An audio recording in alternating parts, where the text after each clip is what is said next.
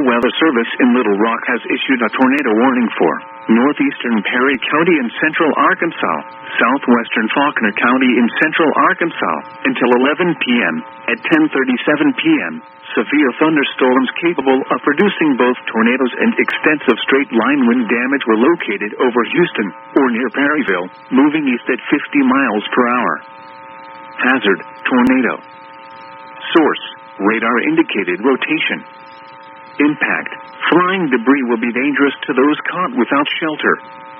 Mobile homes will be damaged or destroyed. Damage to roofs, windows, and vehicles will occur. Tree damage is likely.